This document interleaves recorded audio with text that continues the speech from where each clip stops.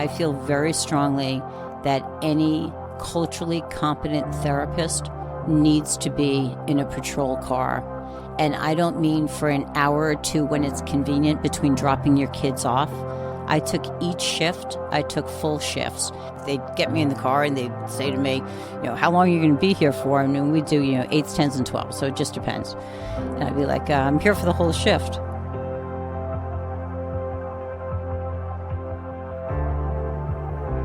A gentleman who was, on the Golden Gate Bridge that day to die. And when he finally gets the individual comes to the other side of the bridge, and Kevin says to him, "What did I say that made you change your mind?" And he said, "You didn't say anything. You listened." There is so much power in that. I learned to listen, and I learned to bear witness to pain. And I learned to be able to understand that I was not going to solve a problem, but a pain shared would be a pain divided, and I could divide that pain. You guys raised me. I have been working with cops since I had been 25 years old. I am 60. So being able to look back, I've only known my life with you guys, and I have nobody in my family that's a police officer. Nobody. So I know no other world. It is truly the slice of pie I am really good at. I knew what my expertise was, and I never pretended that it was in anything else. You're listening to the ATO Bridging the Divide podcast, brought to you by the Assist the Officer Foundation. Since 1999, the ATO has given assistance to the first responder community, and now we want to give them a platform to hear their incredible stories. We also want to hear the stories of the many people that support us. Our community is small, but it is strong. We have differences. We don't always agree, and we all make mistakes. But together we can grow, we can heal, And we can learn from those mistakes. and together we can bridge the divide.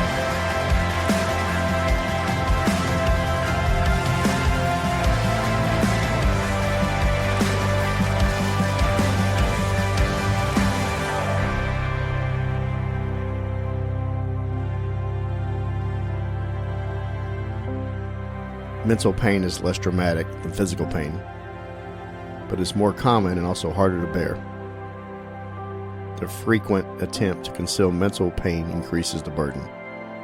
It is easier to say my tooth is aching than to say my heart is broken. C.S. Lewis. First responders know all too well the stressors this profession can produce and how they can change us. But sometimes we seem to be in our own little snow globe in life. Our own ecosystem will consist of family, significant others, friends, both close and acquaintances, and they all contribute to our lives, good and bad. Imagine what happens when the snow globe is shaken up. It's cloudy, it's hard to see, hard to make decisions because of the blindness from that snow. You're in the middle of the storm. It's impossible to see the outside of that globe, and even harder to really see the suffering, the anger that your family sees daily, the effects of the drinks you take to numb the pain, or return to that sweet spot feeling so you can relax and forget the trauma you see or the emotions you take in from helping others. The blizzard inside of that globe can become thicker, the visibility denser, and before you realize it, your entire mind, body, and soul can be consumed. Today's guest has dedicated her life to being a person who can take a look from outside that globe, to see the bigger picture of that clouded ecosystem, and can provide tools to that person inside that storm to find their way, to calm the snowfall and provide some clarity. This guest is a psychotherapist that has lectured all over the country. She exclusively works with police officers and has lectured on PTSD and vicarious trauma, including undiagnosed PTSD and the fallout from departmental silence after officers are involved in critical incidents. Ms. Samuels is part of a renowned national research team looking into the role concussions play in the mental health of law enforcement officers and the potential connection to suicide.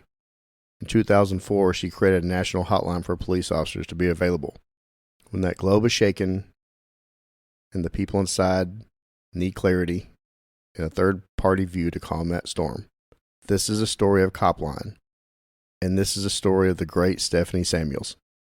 Stephanie Samuels, welcome to the ATO stage. Thank you. Pleasure to be here. So before we get going into the dive into the story, I just want to give a lot of mentions of who actually is here. The great Danny Canetti is here. He's actually taken Russell the computer away from me. He's taken the sound, so this episode will actually be done properly as far as the edits go. We got Kent Wolverton, who's always here, and we also have a couple of special guest co-hosts, Rowlett PD officer Laura McPherson. Laura, say hi. Hi, thank you. And also Dustin. Tell the listener a little bit about yourself. So my name is Dustin Skillinger. I'm the state director for the Texas Law Enforcement Peer Network. Retired Marine, doing everything I can to try to help officers across the state of Texas. Yeah, I asked you to come on here because you actually know Stephanie, and you're going to be able to ask a lot more intelligent questions than I am. That's yeah. debatable. I don't know. I'm good at faking it. So Stephanie, I want to get into the flow of your life and also what your mission in starting COPLINE, but we're going to start at the beginning. But before we get into that, I want to go into a story that you and I had talked about offline that I want to know more about, and I think it's relevant to this department. So can you tell the listener why you have a connection with Dallas PD and when it started? Absolutely. So I started dating a guy when I was living out in California who lived here in Dallas. So I was visiting him, but at the time I was debating whether or not to become a police officer out in California. So I was doing a lot of ride-alongs with Los Angeles Sheriff's Department. It was the 80s, so gangs were huge back then. And I was just having the time of my life before I realized that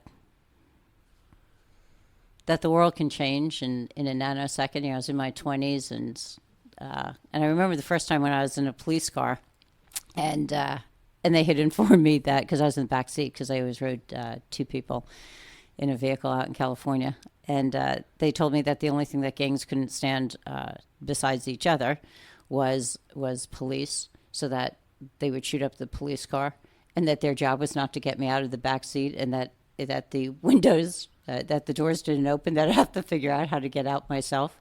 So that was the start of my first ride along out there. Anyway, so learned about gangs, learned about gang writing and stuff. And I thought I was far more important than I was. I wasn't important at all, and I was in my 20s, so I truly wasn't important.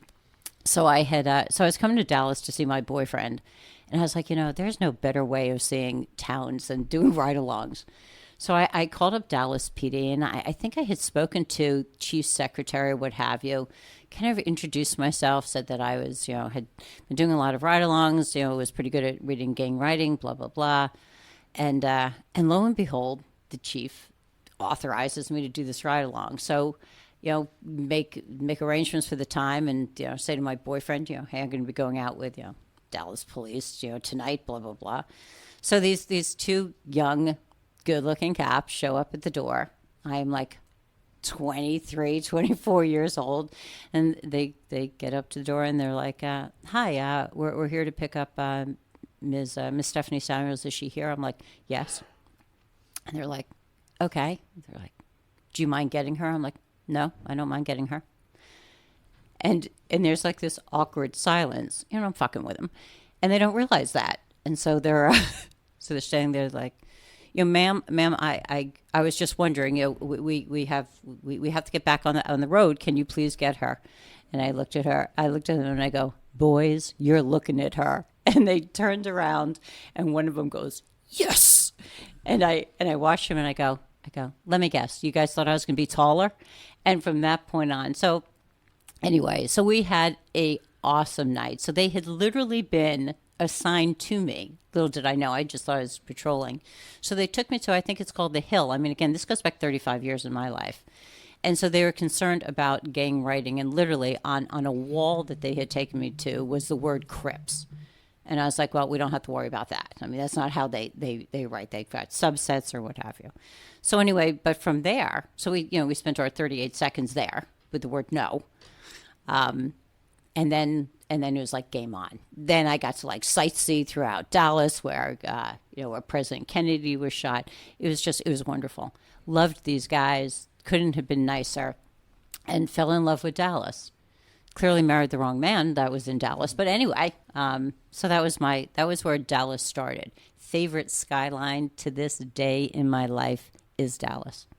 It is a beautiful skyline. So you're coming from L.A., and at the time, that was the mecca of the birth of gangs in the United States. I mean, a lot of people seen Colors, and a lot of it started out west, and it just gravitated east and swept across the country, and Dallas was part of that. And back then, of course, again, this is one word. I mean, and it was really taken quite out of context. And you had me for one night, and that's it. And what happened after that. I think one of the things that had really, I was still pretty naive back then, is listening to your officers talking about the drugs and the guns that were being run in from Jamaica, and that the government was aware and kind of looking at kind of what gets stopped and what doesn't get stopped, and this belief in truth, justice, and the American way, and that cops are the good guys, and then you have bad guys, and it's just such an amazing learning experience, and obviously over the next 35 years for me,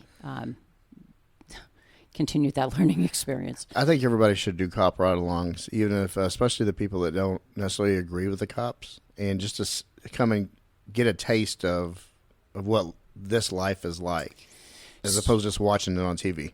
I couldn't agree more, and for me, for being a clinician that works with cops, I feel very strongly that any culturally competent therapist needs to be in a patrol car. And I don't mean for an hour or two when it's convenient between dropping your kids off. I took each shift. I took full shifts.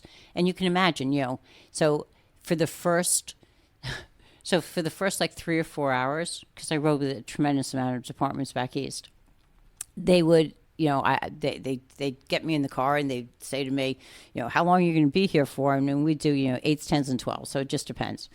And I'd be like, I'm here for the whole shift. And you watch their faces and their asses pucker, and they're like, we do a 12-hour shift. And I'm like, if you need to coop, it's okay. So for the first like 3 or 4 hours, they were absolutely convinced I was put in there by either IA or the chief. And then by like hour 4, they realized there is not a fucking soul that ever vetted me, because nobody would ever put anybody with this mouth in this politically incorrect in a vehicle for an entire shift. So you spoke their language. You knew their love language right from the start. Yeah, it's just I think I was wired for their love language. Well, and you clearly built on that, and you just kind of rewound a little bit to 35 years of having the first taste of the Dallas skyline and Dallas PD. But I want to go back a little further and talk about early life, where you grew up. Can you tell us about it? Sure. Grew up in Westchester County in New York. Spent the first 12 years there. My dad was an attorney. Dad had been an attorney. Actually, he had worked in D.C. before I was born. Worked in the Southern District in New York, and then ended up in private practice and did entertainment law. So worked for NBC in compliance and practice, and he was gone a lot. So he spent a lot of time on the West Coast, and so the decision was made for the family to actually move out west. And my dad ended up being an attorney, working for a company called Filmways, which did the Beverly Hillbillies, Green Acres, and stuff. So I have an F-150 because I have that cop sense of humor. So I have an F-150 in New Jersey with a license plate that says "Clamp It." Wow. Beverly Hillbillies and Green Acres. I watched both of those. Yep. Growing up. Yep. So how long did you just live out there for? So I did. No, I spent from the time I was 12 to the time I was 25. So I did all formal education the elementary school, high school, college, and my first master's out there. And then I met the guy from Dallas. I actually hired his mom. I was working at a doctor's office at the time, so I hired his mom as the office manager. And every Jewish family is, have I got a son for you? So anyway, that's how I ended up meeting him. He was working for Six Flags when Six Flags was here. And then Larry ended up getting headhunted for a job at Madison Square Garden. He headed up food and merchandise for them. So I told him that the only way I was moving was to put a ring on my finger. Bad move. The United States does not negotiate with terrorists. He should have never negotiated with me. It was doomed from the beginning. So well, you live and learn. That's it. So I ended up back east for the second time, which is after marrying him. And you went to college where? UCLA. Oh, that's right. Okay, Yep. and we're going to get into the colors while there's significance of what you're doing now. So You figured that out. Yes. yeah, I did. Yep. I did a little bit of homework on you. You did. I did some cyber stalking. Yeah. So when did you decide to get into the mental health field, and why? I think I always knew that I had a propensity for this. I think, as you talk to cops, they'll tell you that, since they were little, that they knew they wanted to be in law enforcement. I think I always knew that it was something that that resonated with me. I was always a kid that was quite introspective and looked at the reason why people did things. So in high school, we had a peer support in high school, and so I ended up joining that in my freshman year, and then I think sophomore year, I was able to because I think freshman year we did training outside, and then sophomore year I ended up doing it. So I was about 15 years old. And we dealt with other students who had some academic issues. And mind you, I wasn't that strong academically. So for me, that part of it wasn't going to be my strong suit. The other part was. And it was during my sophomore year that it was somebody else who had been part of this peer support unit. I guess her mom was a psychologist. And so they had talked about this, all done, on a very different level than me. But they decided that they wanted to do a teen line, that teens talk to teens. And so teen line still exists today. This is 40 some odd years later. So it was the first hotline and it's a helpline. So it's 4 hours a night. And so I was truly one of those in that first focus group that dealt with some of the training manuals and ended up being one of the first teens that ever answered the phone for Teen Line. So I've been doing that type of stuff since I was 15. So, and I never changed. I mean, I literally went into college as a psych major and came out a psych major. I mean, and like my roommate, like everybody else had gone in for something else, and I love my roommate. My roommate went in for pre-med, and she came out with music after failing like Bio 3, or Bio 5 3 times. She's like, clearly not going to be a doctor. What did you have a natural knack for that you found out early on in counseling and in the training for it? So today I can probably identify what it is. I can feel you before I hear you. So I have a way of being able to connect to a person without you ever opening up your mouth.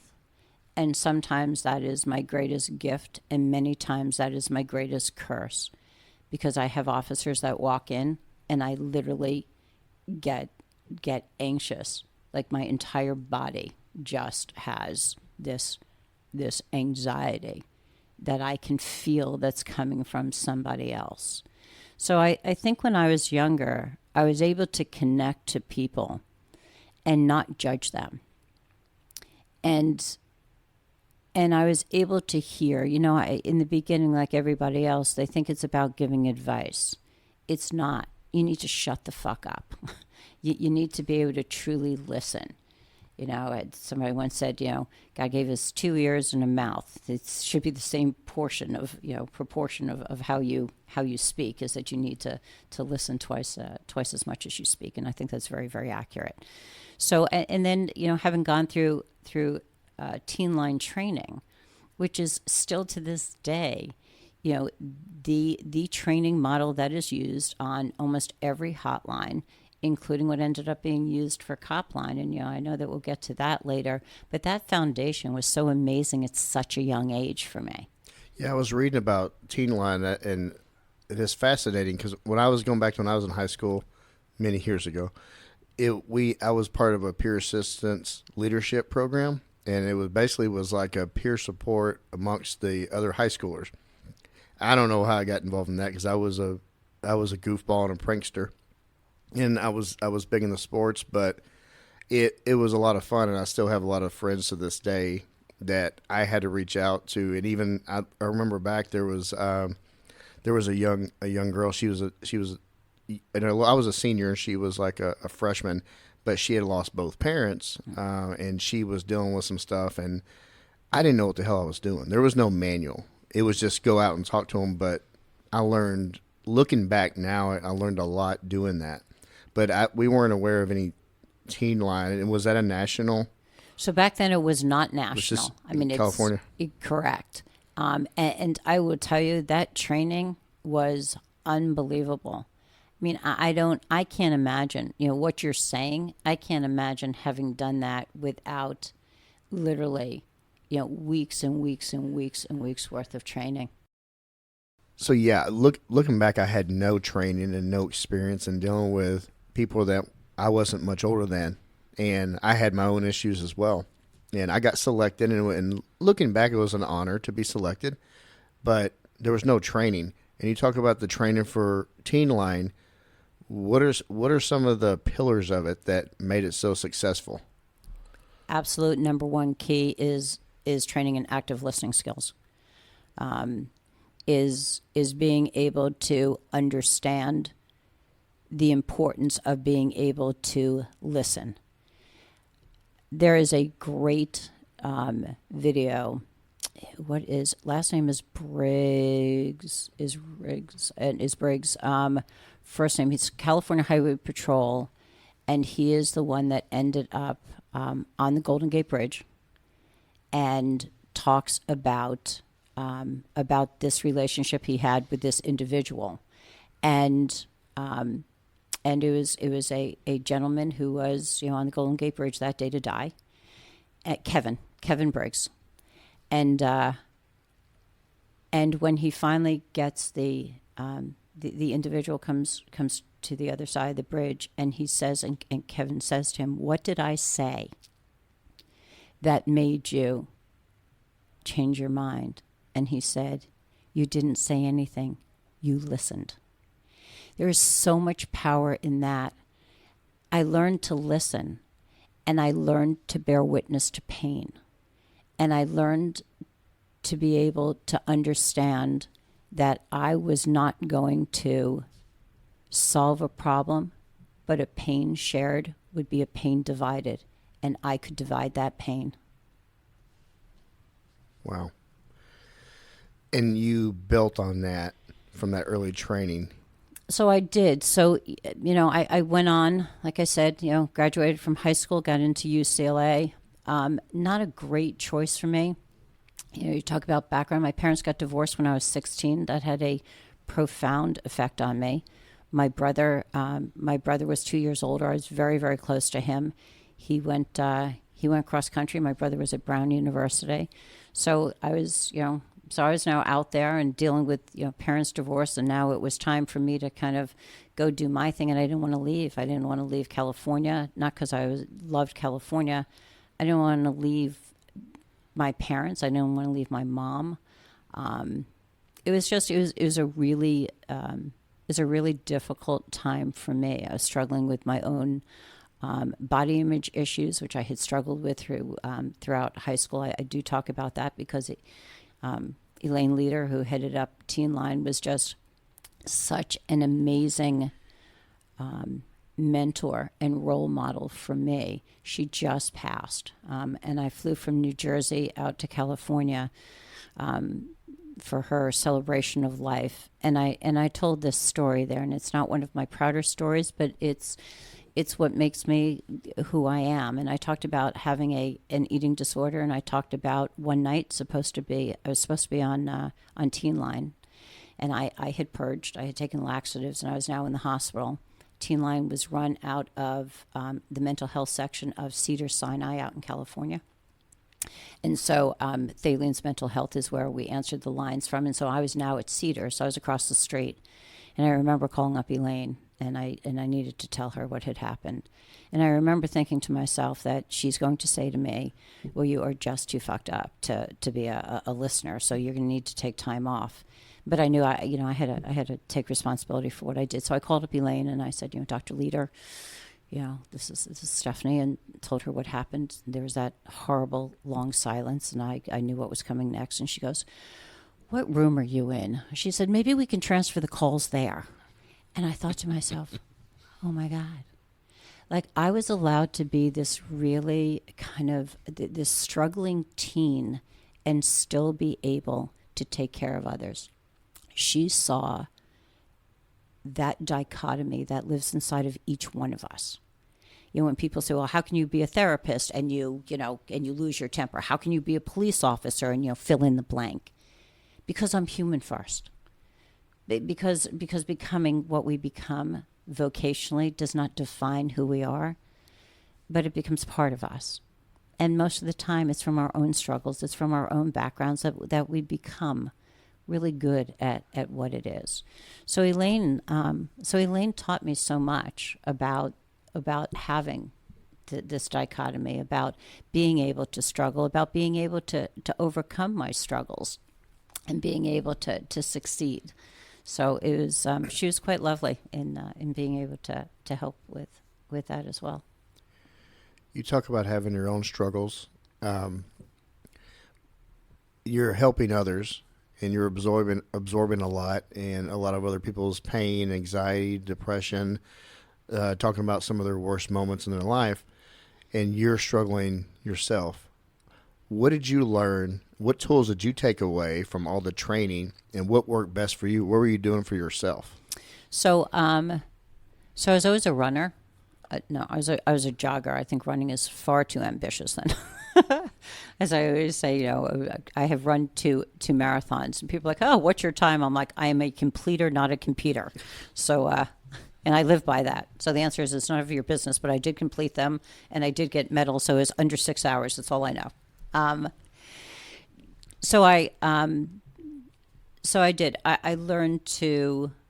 I certainly learned that exercise for me was going to be one of the stress releases.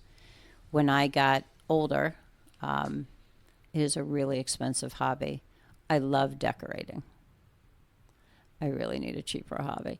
But coming home to something that's beautiful after spending so much time in ugly, for me, is so important. I can literally spend hours looking for the perfect item to put into one spot in the house. And that's just what I enjoyed doing. And that's how you recalibrate. And also, it's a distraction, and it's a focus. It's to be focused on something else. Yes, I think I did it. I learned over the years, and I wouldn't even say that I compartmentalize, because I listen to other people that say, well, I compartmentalize.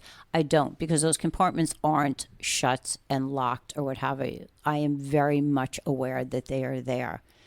You guys raised me. I have been working with cops since I have been 25 years old. I am 60. So being able to look back, I've only known my life with you guys. And I have nobody in my family that's a police officer. Nobody. Didn't marry cops, didn't date cops. So I know no other world. It is truly the slice of pie I am really good at. And even in dealing with cops, I'm like, if you have problems with your kids, don't fucking ask me. Like, I suck with kids. marital issues, unless it's because you're fucked up from something that you've seen or dealt with. I also suck at that one. Like, I'm not doing marriage counseling. Like, if your spouse comes in, it's because I need to explain why you're fucked up. That makes sense to them without making excuses for you.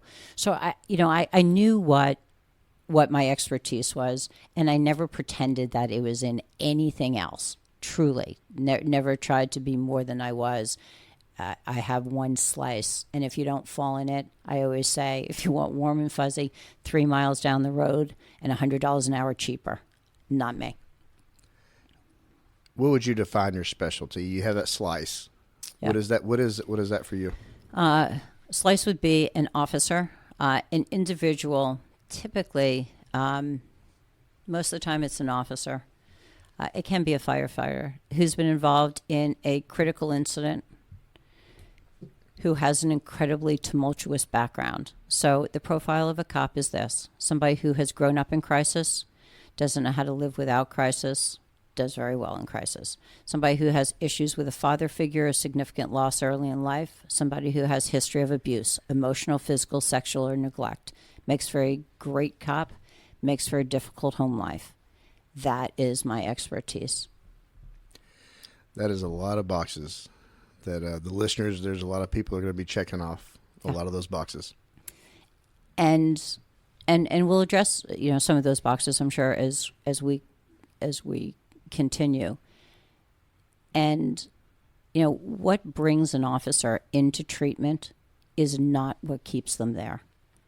And I feel as a therapist that if you do a good job, that becomes part of it. That the checkup from the neck up becomes what's normal. And that, I think the greatest compliment I think anybody ever gave me was, it's like having coffee with a friend. And it's obviously, it's not a friendship. It is a different relationship. I got hammered on a workers' comp stand. I've been sworn in as an expert in many different areas, and that was one of them. And the attorney for the insurance company for workers' comp said, I'll call him Bob. We'll call him Officer Smith. Is Officer Smith, do you like Officer Smith? So, of course, the counsel, opposed, he objected, and it was sustained. And I'm not going to answer the question. So anyway, the attorney, rephrased it and, asked about, this relationship that I had. And so, counsel then opposed, the judge sustained, and so it got asked a third way. And of course, our attorney went absolutely ballistic and said, Your Honor. And the judge said, this has been sustained. And I said, I'm answering it. And I went on, I said, you want to know if I like him? I like him very much. I said, when you do what I do for a living, I better like him, because I'm going to go into the bowels of fucking hell with him, and he's going to have to trust me. And in order to do that, you better have a connection. I said, do I know his kids' names? I do. Do I know his kids' birthdays? Not a clue. Do I know his wife's name? Yes. Do I know what makes him anxious? Do I know what makes him not anxious? Of course I do. Does he know my kids' names? Probably. Does he know my husband's name? Probably not. Does he know my birthday? No. Have I ever gone out to eat with him? No. But do I like him? I like him very much. And the judge said to counsel, move on, she's answered it. And it was, I just, when I look at attorneys, and I have all the respect in the world, that we got enough attorney jokes out there. But when I look at what an attorney is asked to do and what their role is when I'm on a stand, their role is to make me look like an asshole. I grew up with a dad who was an attorney. My brother became an attorney. And unless the two of them were questioning me, that's the only time I'm going to shit. When I dated in high school, this is how it went. I came home for dinner. I presented to counsel who I wanted to go out to dinner with, or who my Saturday night was going to be Exhibit with. A. Correct. And then by the end of dinner, my father would render the opinion, and it would typically be no. And then I had to wait 24 hours for the appeal. Yep. And then I'd go on redirect. It was incredible. So by the time I ended up in courts in my 20s, I'm like Marissa Tomei and my cousin Vinny. Yeah. Fuck, bring it on, man. You ain't got nothing on my dad. I'm actually taking notes from when my daughter starts dating. So do you mostly see it throughout your career now, mostly first responders? Yes, absolutely. 100% are first responders. And if they're not a first responder, they would be a spouse of a first responder that is trying to figure out how to deal with the first responder. Veterans too, right? Dual career veterans. So very, very common that my officers have been in the military as well. Absolutely. And I ended up getting licensed in Oklahoma. So here's your fun fact on how a Jew increased the Jewish population in an incredibly small town in Oklahoma by 100%. So my goal in life was to get off the grid, right? So I'm not going to get into politics, but 2008, figure out who became president. So I decided that I needed to move to a state that was going to always vote red and protect the Second Amendment. So Texas wasn't, every county was not voting, and still doesn't, red at the time, and your taxes are high. And then Oklahoma, every county was voting red, and their taxes are reasonable. So between decorating stints online, I was looking at houses. So I found, because doesn't everybody find, a house in the middle of nowhere in Oklahoma? What the fuck did I know about Oklahoma? So anyway, so I find, a house that looks like really cool on the outside. There were no pictures on the inside, so I knew what I was in store for there. But it had land, and I figure this is my my doomsday plan. I'm really never going to spend time there, so I'm fine.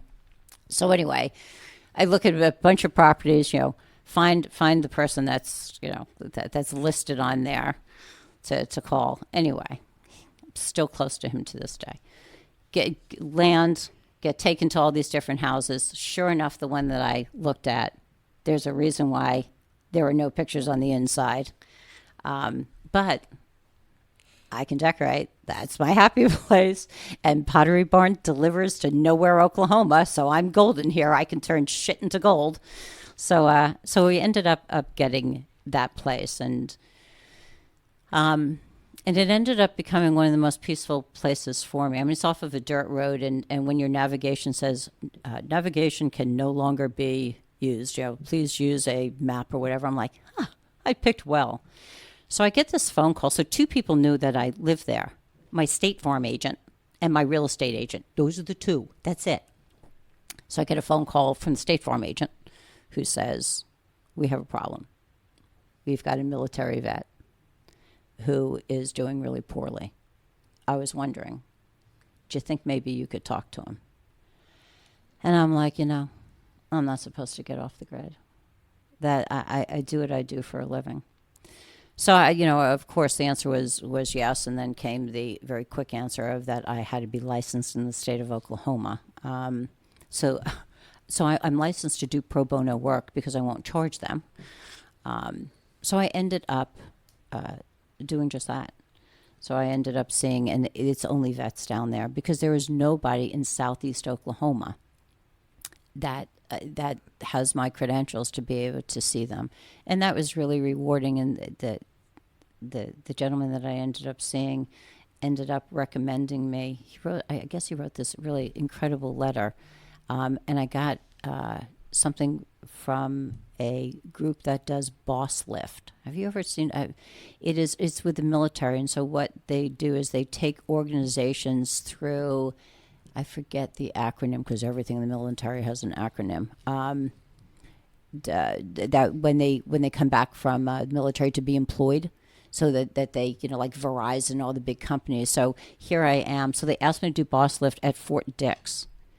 And I ended up being able to go on the do an entire day worth of training, which was just amazing. Go up in the Blackhawks, go into the MRAPs and stuff, and and Verizon was there to hire, and everybody else was there, and there I am, this shrink. And when I came up, they said, I need to tell you that this is how you got here, and this is the person. And he wrote this amazing letter, and thank you for taking care of one of our own.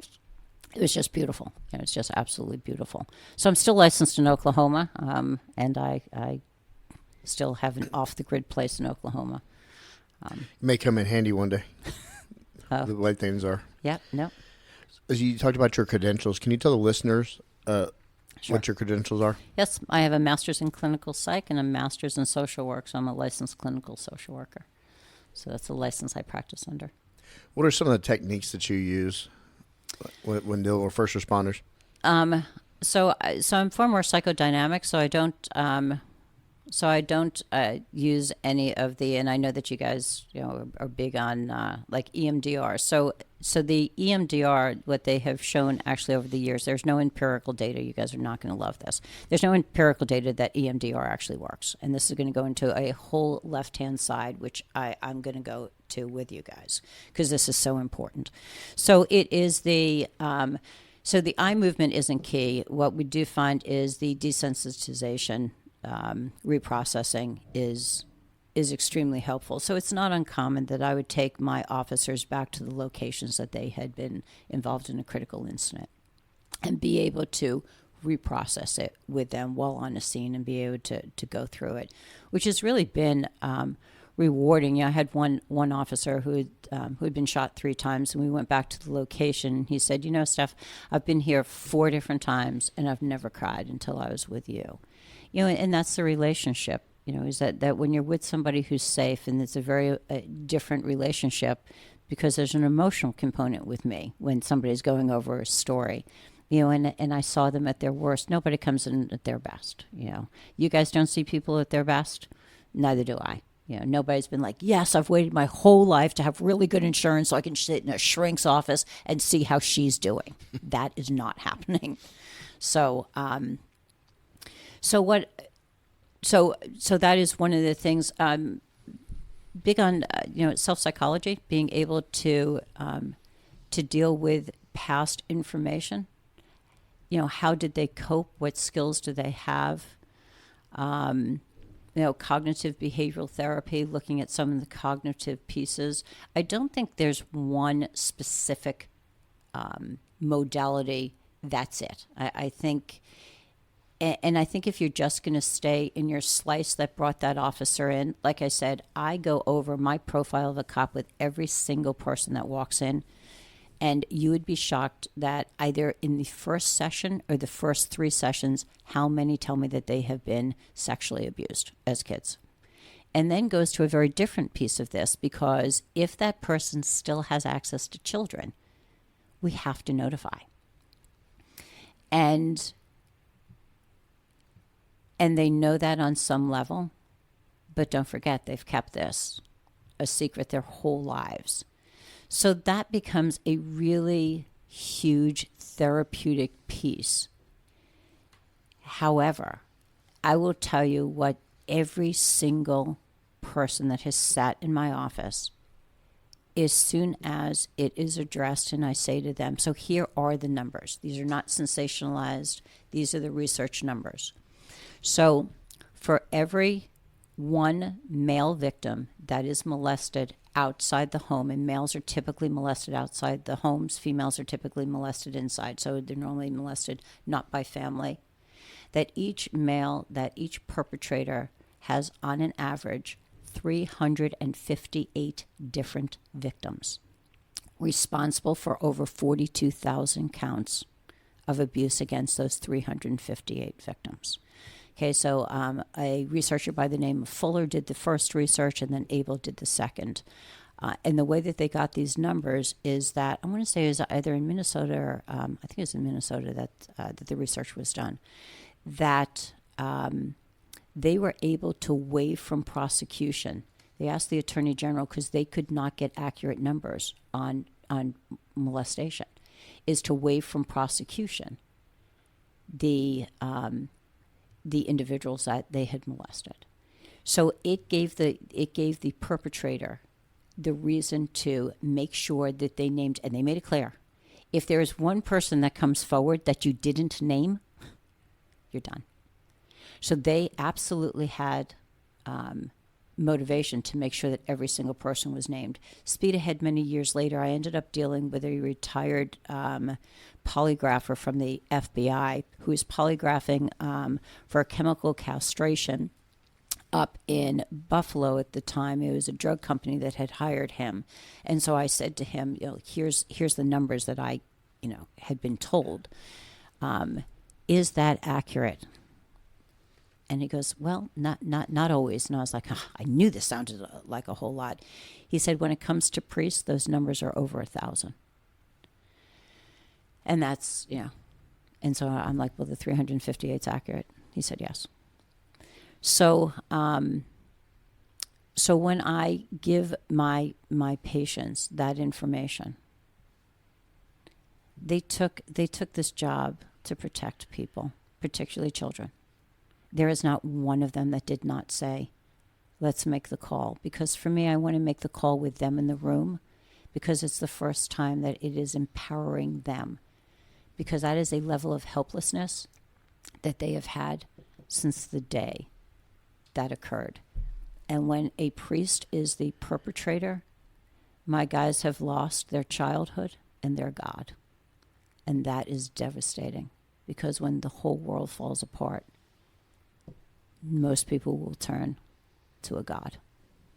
All right, Stephanie, I want to get into COPLINE. I want you to unpack it and tell the listener how it started, what it is, and the mission. So COPLINE is a hotline for police officers, active or retired, and their families, to be able to call 24 hours a day, 7 days a week, 365 days a year, to deal with anything from a bad day to a full-blown mental health crisis. So COPLINE is a not-for-profit. We take no state or federal funds. That's really important. The integrity of these lines was the only thing that mattered, and still the only thing that matters to me and to anybody else that's part of COPLINE. We have over 140 trained volunteers right now that are answering these lines for us. So there's always two retired police officers on the lines at all times that have been trained and vetted. The training is brutal, to be quite honest. Talk about it. So the way it works is that you go online, you fill out a questionnaire. That questionnaire is relatively intrusive. And it goes just to me. Look over the questionnaire. Matter of fact, I have one. I got to call the person back. But he said he filled it out. It was pretty sparse. And his last thing is, there's a question that says, is there anything you want me to know about, anything I should know that I didn't cover, blah, blah, blah. And he goes, I'm an open book, just ask. So I called him back to say that I didn't have time to speak to him, but I didn't want him to think I didn't get it. And I said, for somebody that's an open book, you did a really shitty job answering the questions on the questionnaire. And there's just dead silence. And when I hung up, I thought to myself, well, that breaks him into what he's about to get himself into. Right. But it's true. It's like, don't pee on my leg and tell me it's raining. So once they get through, and it's a light lift. It's me looking at different things that, one of the things I look at it is have you been in therapy? Because if you haven't, then I'm going to ask questions about what you think of therapy. Because if you think that it's bullshit or what have you, that's going to perpetuate a stigma that we don't want to perpetuate. So any biases is what I'm looking for. Any strong opinions. You guys have opinions about everything, as do I. But depending on how strong those opinions are, we need to look at those. Absolutely, one of the issues is a strong faith in God and how that drives somebody. This is not a religious hotline. We've had callers that call up who clergy ended up being drunk and hitting that officer and costing them their career. So if you've got somebody on the lines that believes that, that you need to talk to clergy and that's going to be the referral or what have you, that's going to be an issue. So we look at those different pieces. It has nothing to do with whether or not you believe in God. It's whether or not this is going to be a proper fit to be able to get on these lines. One whether or not you've had anybody in your life that has died by suicide, and who that person was, and we ask three different questions. Do you know anybody that has thought of suicide? You or anybody that has attempted, and anybody that has completed. So that those are three very different pieces that get asked on the questionnaire. And so when I speak to them, critical incidents that you had been involved in, whether or not you or anybody else had been charged, any internal affairs stuff, to really be able to see what somebody's been through, because I think that, as we talked about earlier, I think the best listeners are the ones that have a tremendous breadth and depth of experience, and that that comes from not having worked in Mayberry. And none of my guys have worked in Mayberry. But the other part is, if you're completely shut off to being able to talk about what you experienced, then that's not going to be a good fit either. Because what COPLINE is about, it is about feeling with your heart and not your head. If you cannot get in the hole with the person and sit and bear witness to their pain and share that pain, you are not getting on these lines. That caller, it took so much out of a caller to be able to dial those 10 numbers. And they've already spoken to 732 other people that have given them advice, judged them, and told them what to do. That is not why they are calling. And we are going to fail if that is what we do. So it's really difficult. Before I came in today, and only about 1.5% of our about 400 calls right now we get a month are suicidal calls. And so there was a suicidal call this morning, and so I debriefed the volunteers afterwards, and she said, I've always been somebody who wants to tell them that everything's going to be okay, kind of that cheerleader. And we have a briefing room that we go into, and there's notes from me about not cheerleading. And she said, just being able to sit in that hole with him and listen to his pain, to listen to him crying, and to not tell him that everything's going to be okay, because I don't know if everything's going to be okay. And it was just this beautiful conversation that she had with me, but that beautiful conversation was initiated with what she did with that caller. So the reason why they are, and I still get people, even though it's like bolded on the application, that they have to be a retired officer, is because we do not breach for things that sworn officers have to notify. So if a caller is engaged in illegal activity, domestic violence, and even if that caller is suicidal, we do not breach for suicide. Our guys are trained. They're trained damn well. It is not the call anybody wants, but the greatest fear is that you are having the worst day of your life and you are thinking of ending it, and that you finally reach out for help, and that now bit you in the ass, because that is the fear. We had a caller, and we only found out, obviously, through the caller. And I've discussed this. It was in Texas, don't know where. And the caller had called the Veterans Hotline.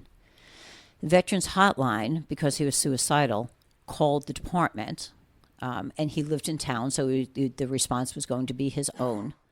So his lieutenant shows up, and his lieutenant's a friend of his, and calls him on the phone and says, hey, Bob, whatever his name is, look out the window, and we're here. And he's like, I fucking knew it. He said, no, Bob, come look out the window. I'm not armed. I have a card I want to give you. And then I'm walking away. So Bob comes out. He hands him a COPLINE card, and he says, call them. They don't breach for suicide. And it's like, I love you, man.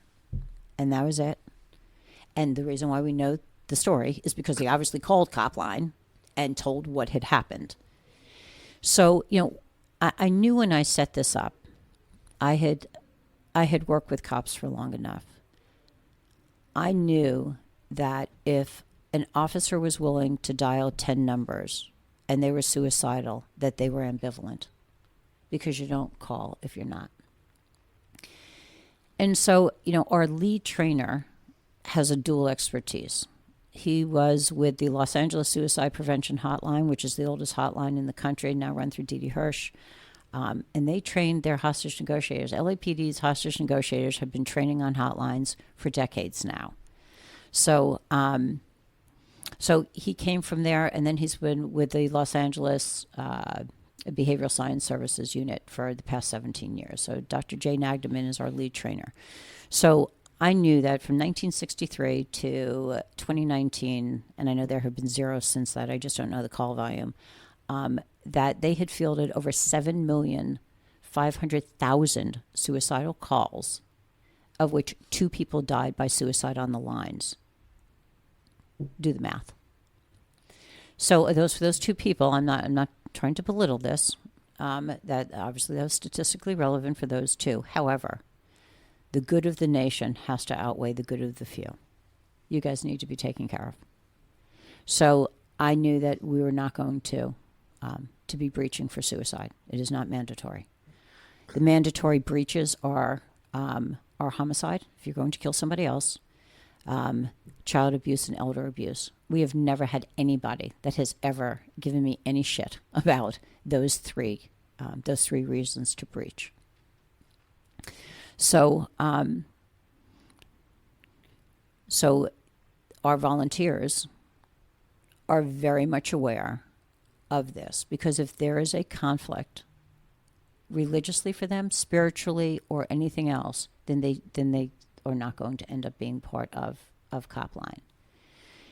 And then they end up going through a 40-hour training. And I always say to them, I go, when you guys used to train and used to go to trainings, and they'd say, all right, it's going to start, 8 to 4. And after lunch, they're like, don't get into trouble. Just, whatever. I'm like, that's not us. When we say it's from 8 to 5, you'll be lucky if at 5 o'clock we're still not going. And you're going to have homework. And we can't afford to pay for you to come to training. So you actually also get to pay your own way to come to training. And to make matters even sweeter for you, you might not pass. Stephanie, what's the dropout rate of people that show up to get trained and don't make it for y'all? So the last class we started with, so there are 24 that were supposed to show up. We ended up with 14 that ended up there. We ended up vetting through, I think, 10. Yeah, and we just had somebody. So if they make it through the training, it doesn't mean that they make it on the lines. So you have a percentage that can go straight to the lines. Everybody gets a mentor, kind of like a field training officer. And that mentor will introduce themselves, and will stay with them for the next 6 months, kind of help them get on the lines. We'll monitor their calls. When I say monitor, it's after shifts, before shifts. There's no monitoring. There's no way of listening and what have you on phone calls. You're on there alone. So the mentor will see how it's going, see if any calls are emotionally charged. We keep internal summaries.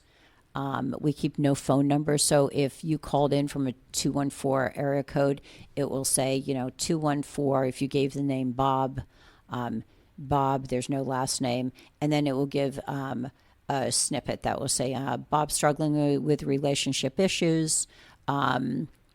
His wife left him with a couple of kids. And that's, and it's just kind of that. So if Bob calls again, and then who we referred, if we referred anybody or what have you. Never named the department, none of that. Really, really mindful of it. It really is just for internal reasons. And we found that to be helpful. Well, I think it's so important that listeners get to hear how much effort goes into screening to make sure that you have the right person on the other end of that call. Because the wrong person could make it worse. So I absolutely love hearing that there's that much work that goes into making sure the right people are on the other side of that line.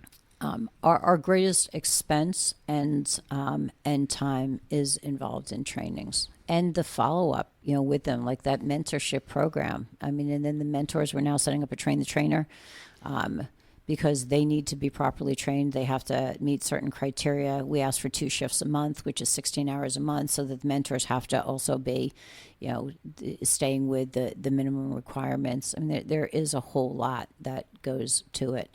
I'm not so sure I thought about any of this. Like, this seemed like a really great idea. Like, there's like only like 3 of us, but all of a sudden this is very big. But amazing, because it's not just me. I am truly just a very, very small cog in a wheel. There are so many of us that are making COPLINE what it is. And Dallas, which I do want to tell you, has an incredibly special place for me, having to do with COPLINE. The Pulse shooting was in June of 2016. So COPLINE rang into my office because 1-800-COPLINE rang into my office in Freehold. It was unadvertised, and it was founded in 2005. So we've been around for a while. And so I always, I waited for that ideal time, kind of like you think about when you're going to have kids, that you wait for that ideal time to have them, that you're financially set, that you're vocationally set, and everything else. And then you realize we'd have a 0 population. So COPLINE was kind of like that for me. I was waiting for the perfect time. I needed finances. I needed to be able to do this. And then came the Pulse shooting. And I thought, this is unbelievable. Like, we got to do something. So I call up, I'm going to throw AT&T under the bus. So I call up AT&T, who was housing the 800 number. And I'm like, I need to get this off of my office. And I had a separate cell phone that I had gotten that I was going to do. And it was 3 weeks later. So it was July 7th. And I was in session that day. And I see a Dallas number come up. And it just shows Dallas. That's all it showed. I knew what was going on. And so I answered it, and it was a female, I assume it was an officer, that called. And she was screaming, and she was crying, and she said, "They are killing my brothers and sisters. I beg of you, you have got to do something. They are killing my brothers and sisters." And I said to her, "I feel absolutely helpless right now." And it was the reality that I had to shit or get off the pot. And now you've got a backstory of how I had connected first to Dallas with 2 of your guys. And now I decided that I was going to go for the CEO of AT&T, and I was going to start from the top and work my way down. And within inside of 24 hours, they pulled that line, and it rang on a separate cell phone, hence known as the COPLINE phone, to my poor children, who for their entire childhood into young adulthood had a mom that carried around 2 cell phones. Because we didn't have the money. I mean, I literally every 12 hours. Matter of fact, I just got a picture of. I used to have a calendar that I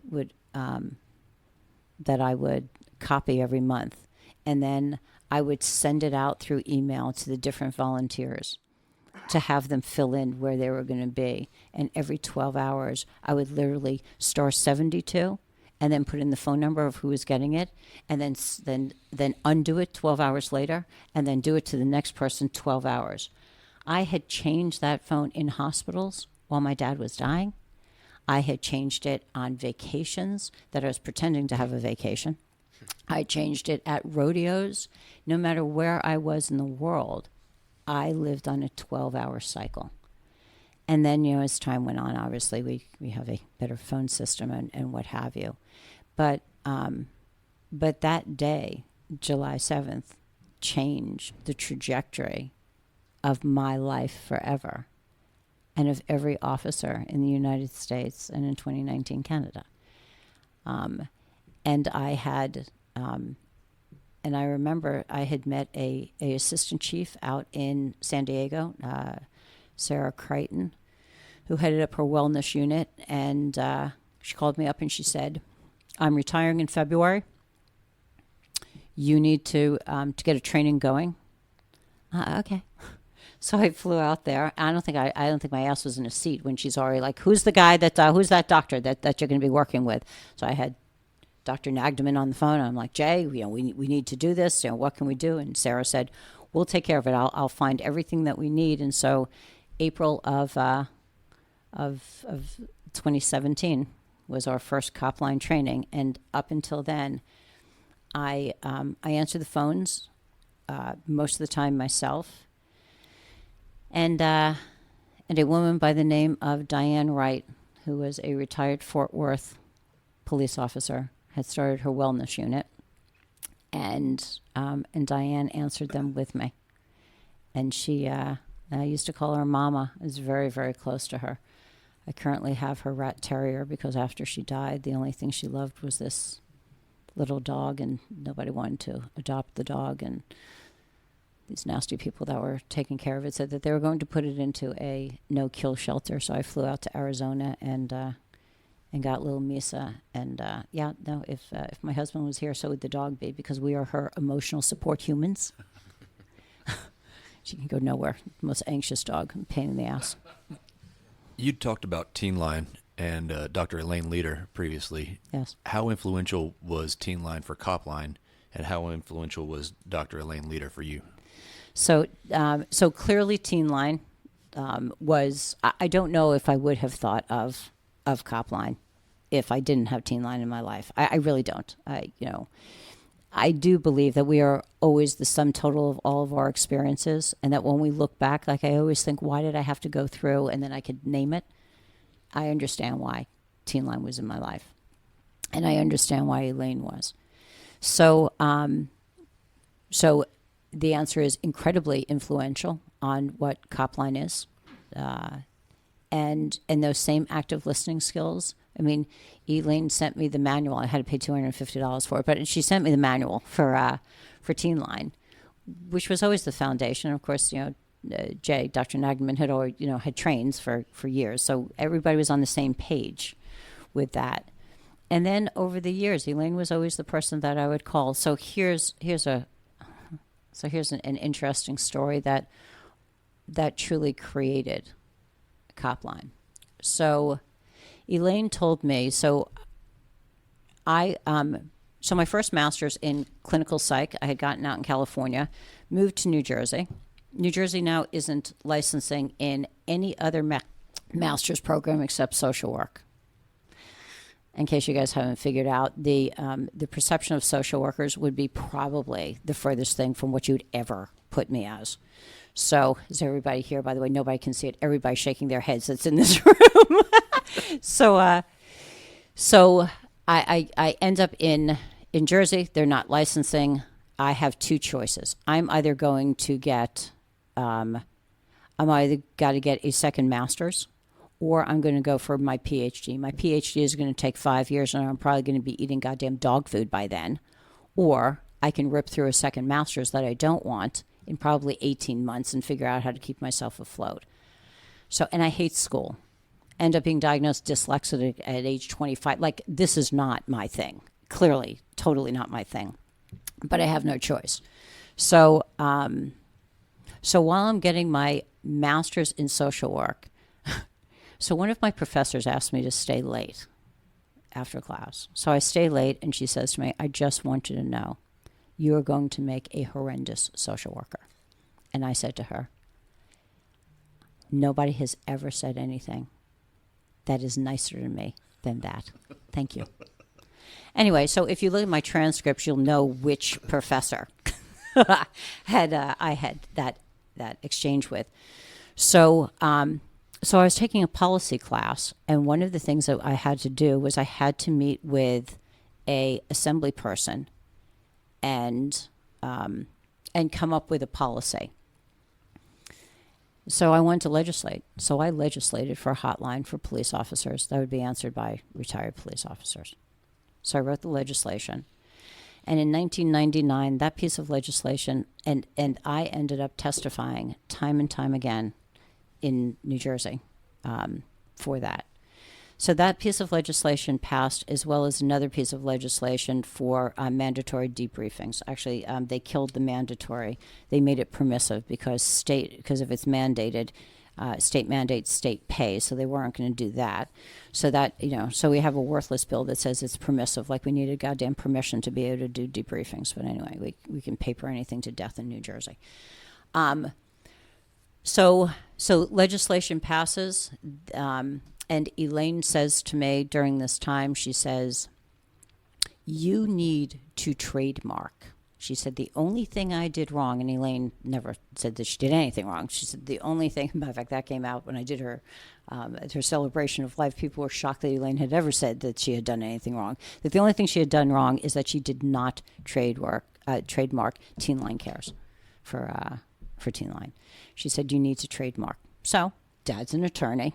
Call him up. I'm like, Dad, we need to trademark. It wasn't COPLINE. It was another hotline in New Jersey. So, which I had come up with. And so I trademarked it. Everything. And the assemblywoman had called up and said the only person that understands legislative intent is Stephanie Samuel. She wrote the legislation. You need to hire her. So I graduate with my master's. I am hired for legislative intent. And so all that money that I paid for my education that I owed was literally able to be paid for, which was amazing by this because I was hired. I was, still seeing my own patients at the time. And it was probably about a year. So the attorney says to me, listen, you now have to notify them because you have to police your mark. So you need to notify the state that you own the trademark. So I do that. And I don't know how soon it was after that in my office. Gentleman looks at me and says, you've just been served. State of New Jersey versus Stephanie Samuels for the trademark. Stephanie had a 2-year-old at the time. Stephanie's a working woman. So anyway, spoke to a law firm. And my dad was still alive at the time, my brother. And so, everybody's, figuring out what to do. And so we go along for a little while. The state, feels, Stephanie Samuels is this fucking scum. She's doing this for money, blah, blah, blah. Nobody knew me. And I had no connections, anyway. So a decision was made that they owed me money for the work I had done and the trademarks. And the attorney said the following. We've been able to do this hourly, but now we need a $50,000 retainer because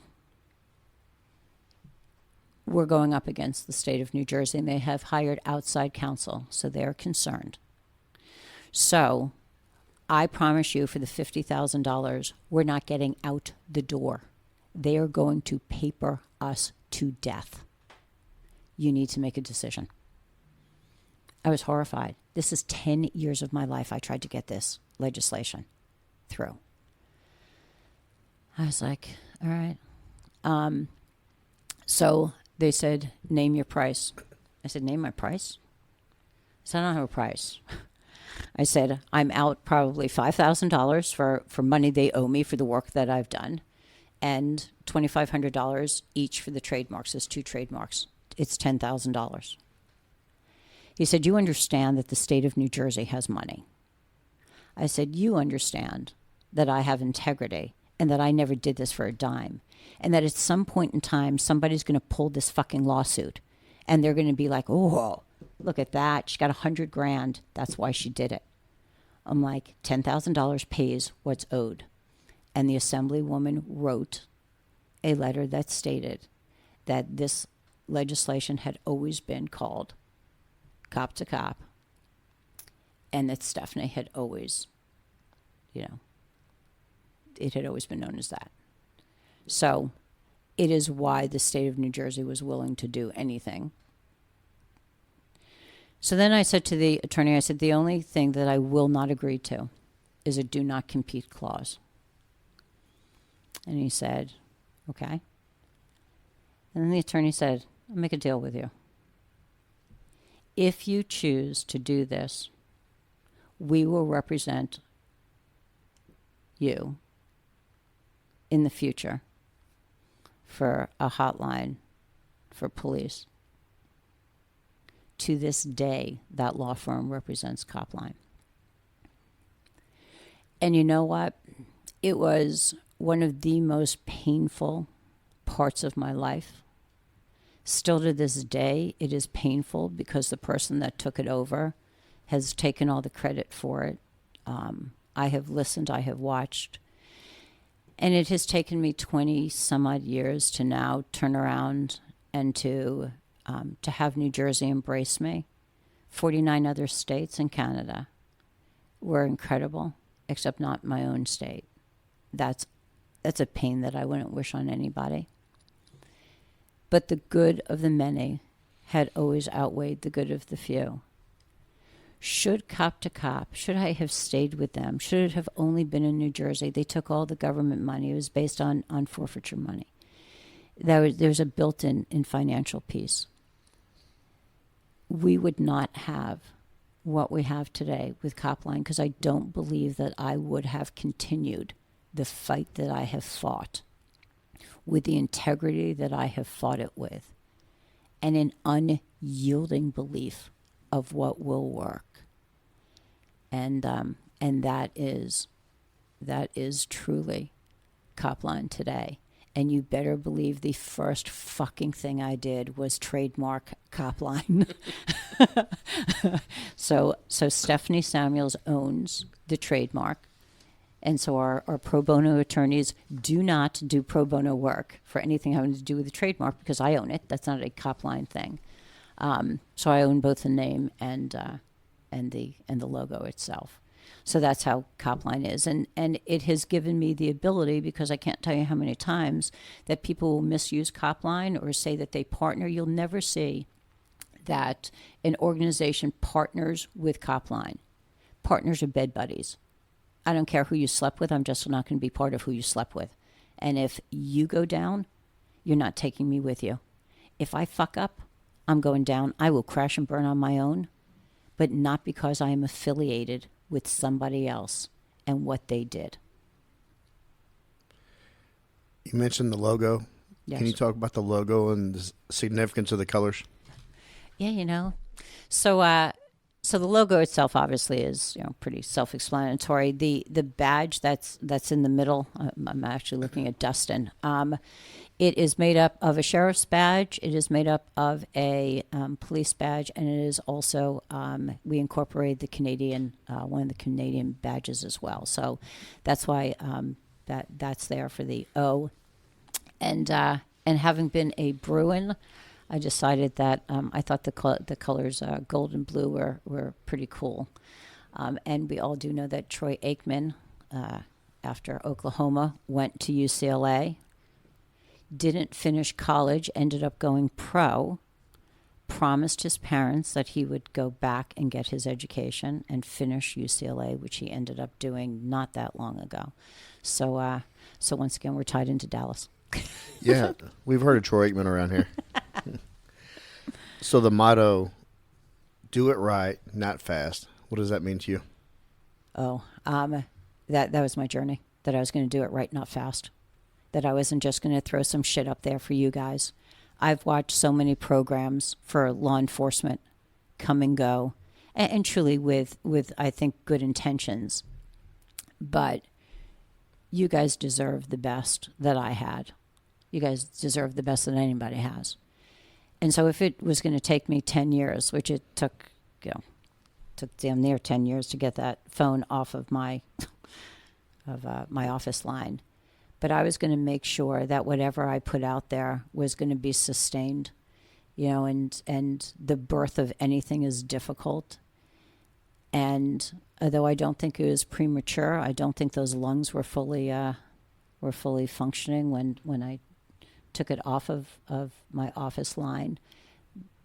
But I'm also a good mom. I was going to sustain life. You guys had made sure that my life was sustained. I owed that to each one of you. And then watching it grow, knowing that, God forbid, if something happens to me tomorrow, COPLINE will survive. I have raised a toddler right now that is doing everything it needs to do to continue to grow into a nasty adolescent. Let's talk about the growth of the board and how key that was. So I think with, when you develop a board and you figure out, who is it that you want. So you start off with your lifelong friends. And you always wish that you had that lifelong friend that had the family that had the foundation or trust money. Unfortunately, I didn't. That would have made it, I think, easier. So, so my board, the person that's been on the board with me since the beginning is Meg Shaw. Meg's our treasurer. So here's another one of those great deals. So I met Meg when I was in my early 20s. I dated a friend of hers who is a California Highway Patrol officer. Also one of the reasons why I knew how fucked up you guys were. So, so Meg and I became really close. I obviously didn't end up staying with him, but Meg was getting her degree from Cal State Northridge, and she was going for accounting. So Meg said, I really think that you should start a not-for-profit. And when you do, if I pass the CPA exam, I will do all of the accounting for you. I was like 21. I'm like, great, that sounds like a great idea. We're going to do that.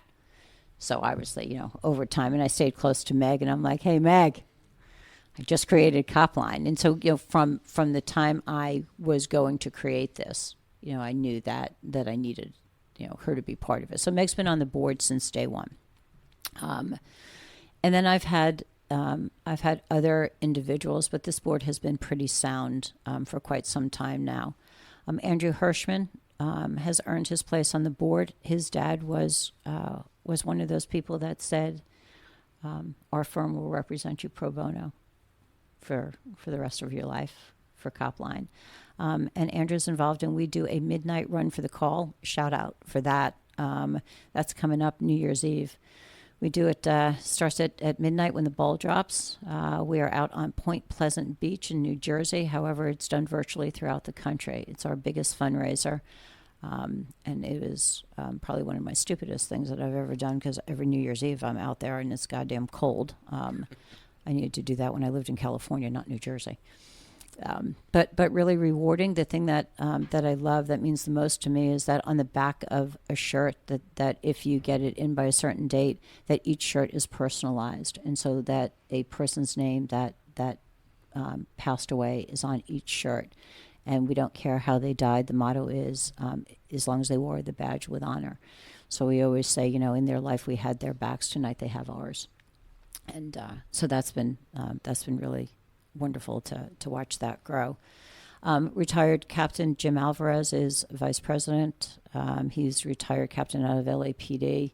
Solid man. The only time I think he's ever gotten in trouble is when he was hanging out with us.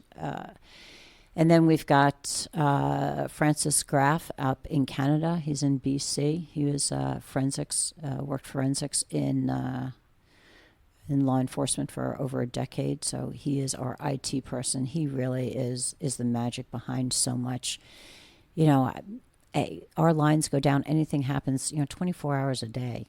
That's what he does. I mean, it's just, and these are all volunteers. A call comes in and it's an emotionally charged call. I'll debrief no matter what time. It's just, these are servants' hearts at their best. John Sariga is with TMPA.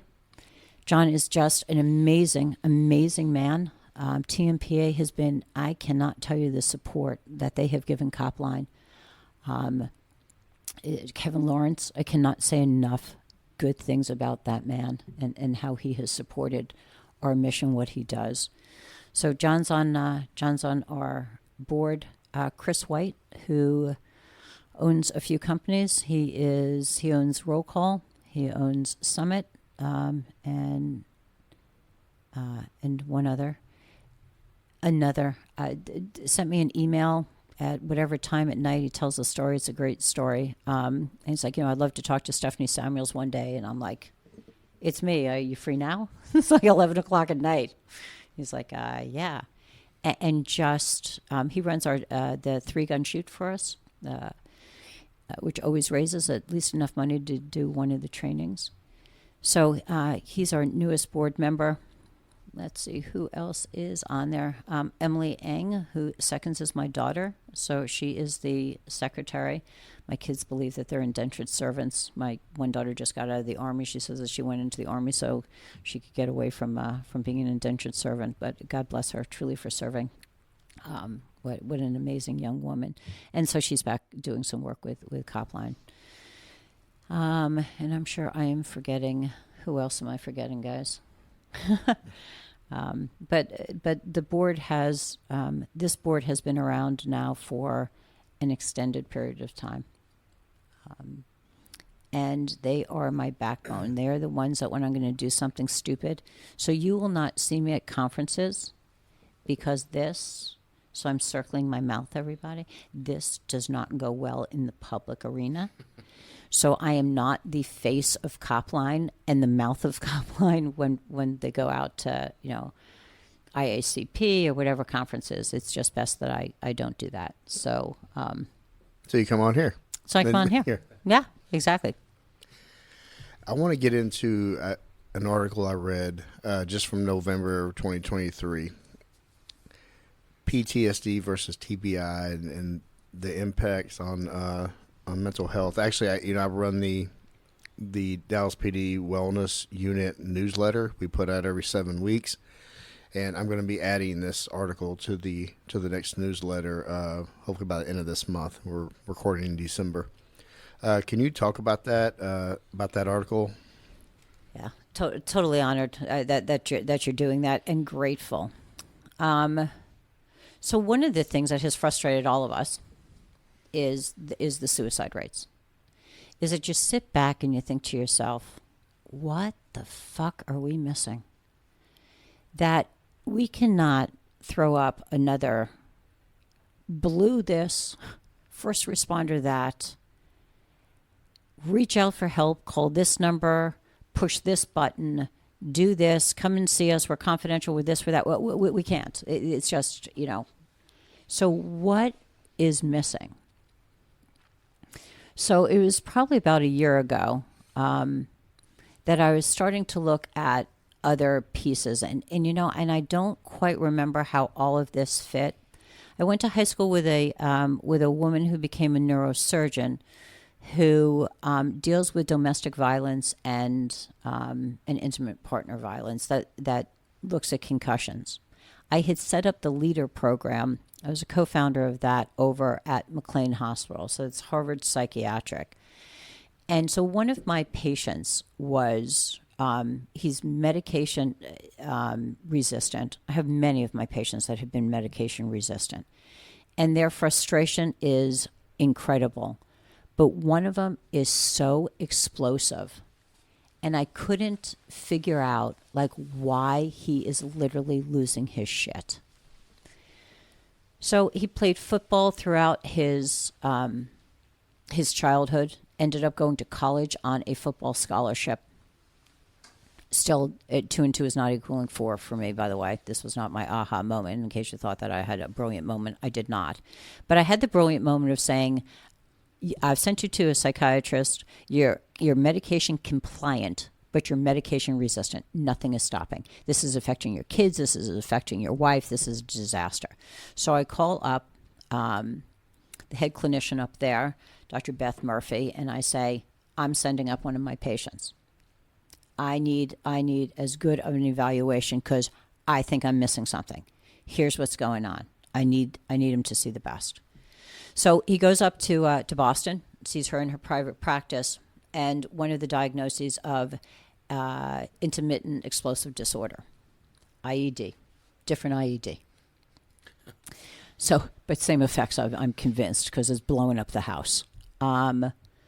So she requests a recent MRI on him and says, in all likelihood, nothing's showing.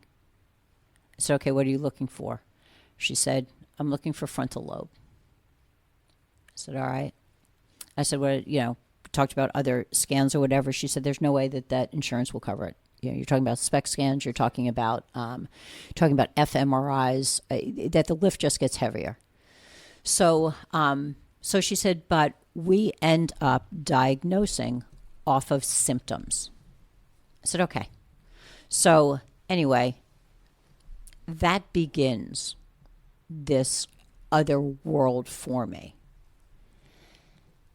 And then I started spending more time with Dr. Edie Zussman, with a neurosurgeon, and trying to piece these things together. And the more I was looking at her describing what concussions do, and I'm like, you just described PTSD.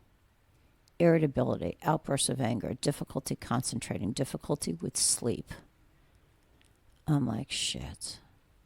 And then depression and anxiety. If you don't have those 3 diagnoses or one of those 3 diagnoses and you're a first responder, you're not in my practice.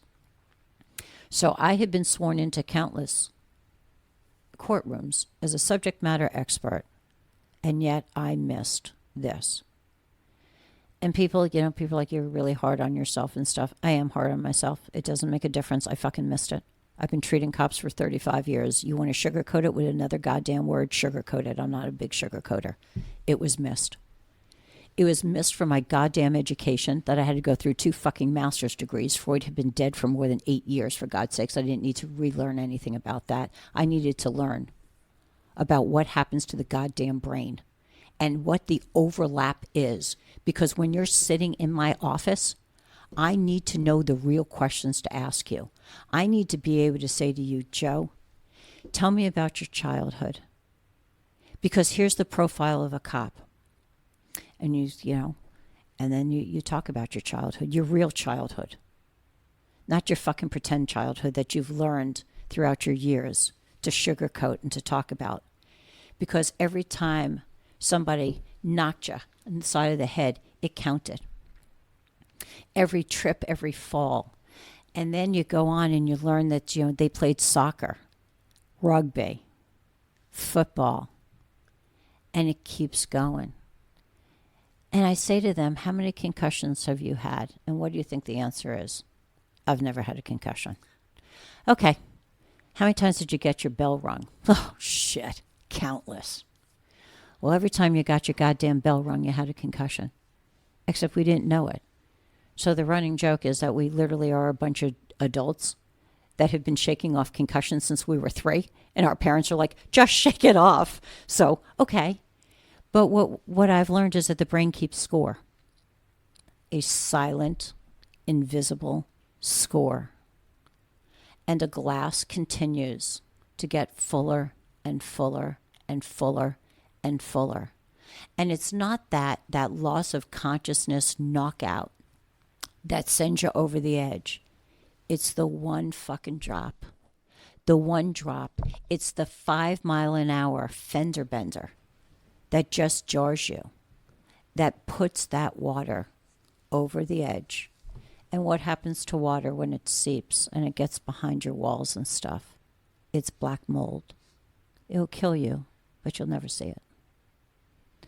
So now starting to understand and piece this together. So now I thought, okay, well, so now I'm asking, so now I come up with this head injury intake in private practice. And I am mortified.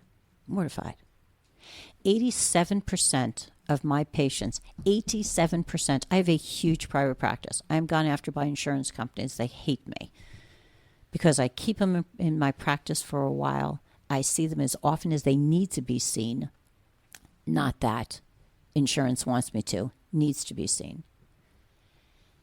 And now I realize that my Fab 5, I have 5 people that I talk to pretty much 5 to 7 days a week. It's a lot.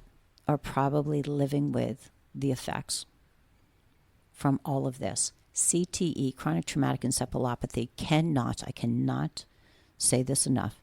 CTE cannot be diagnosed in the living, period. It cannot be a confirmed diagnosis. However, the symptoms of it, we know. So people are like, well, we need to see it on a scan. So I started thinking to myself, all right. So now I started doing research with like the big boys, the ones that have been looking at the NFL for the past 17, 18 years. Dr. Cantu, Dr. Dan Severe, all out of Boston.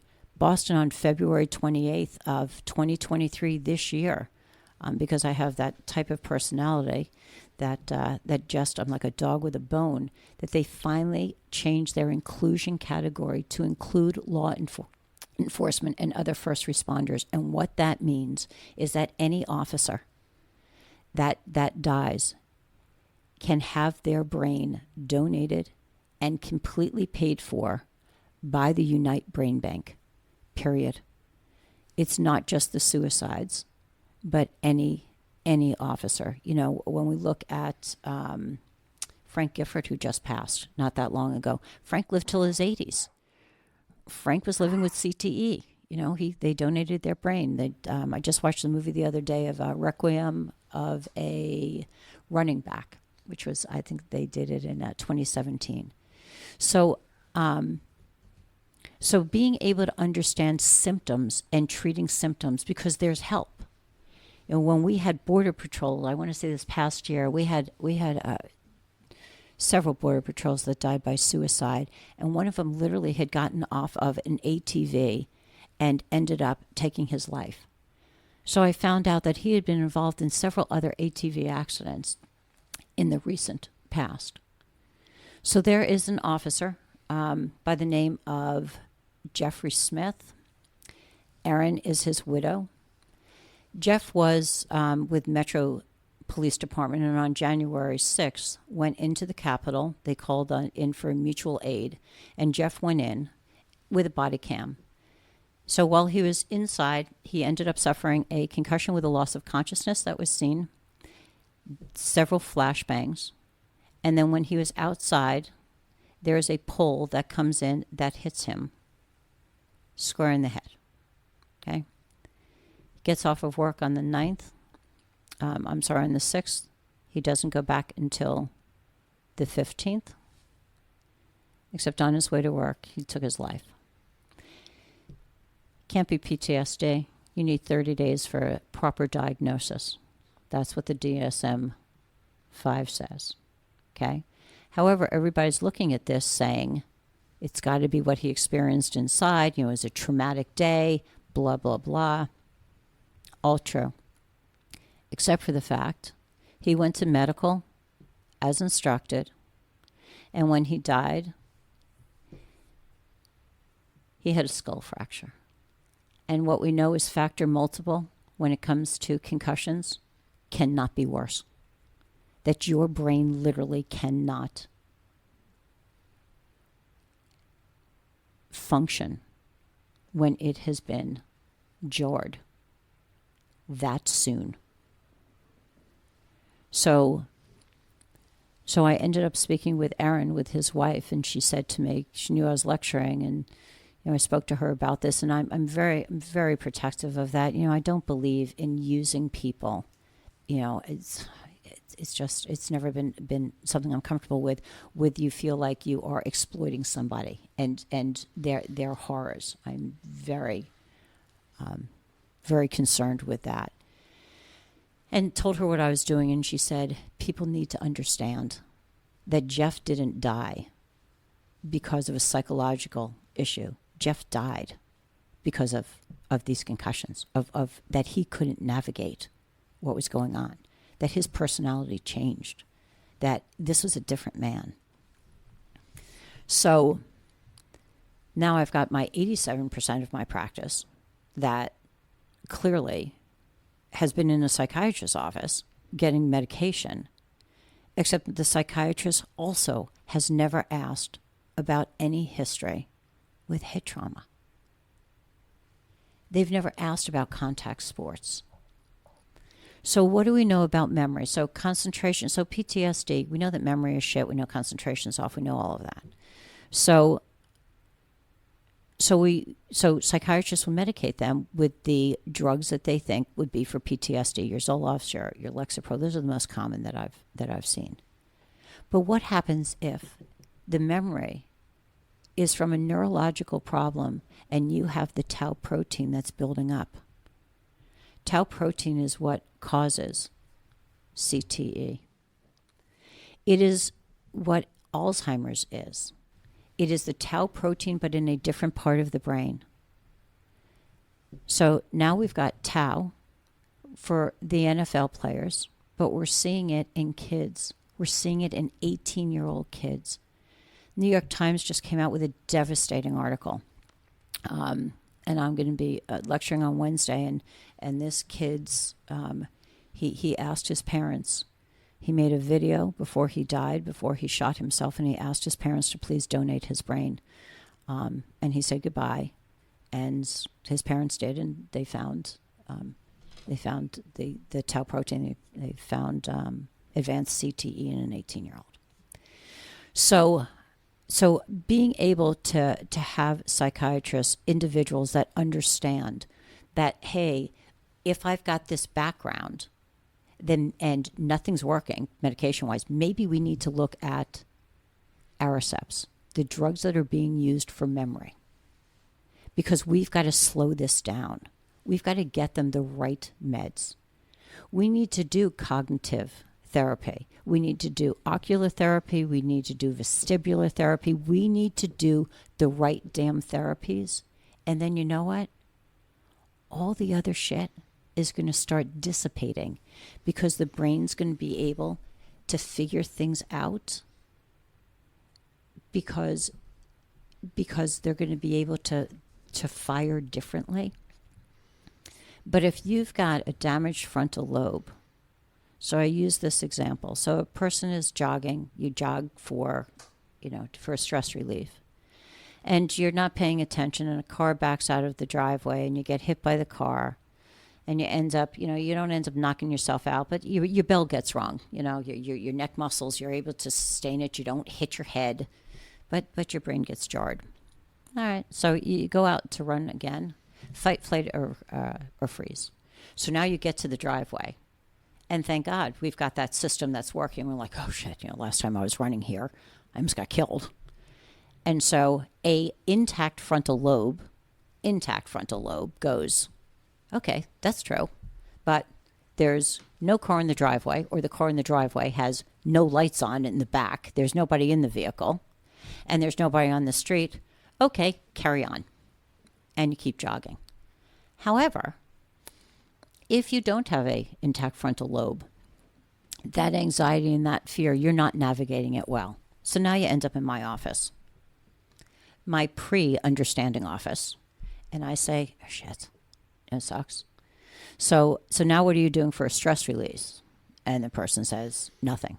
I loved running. I don't enjoy running on a treadmill, because we go through that. We go through all the different options.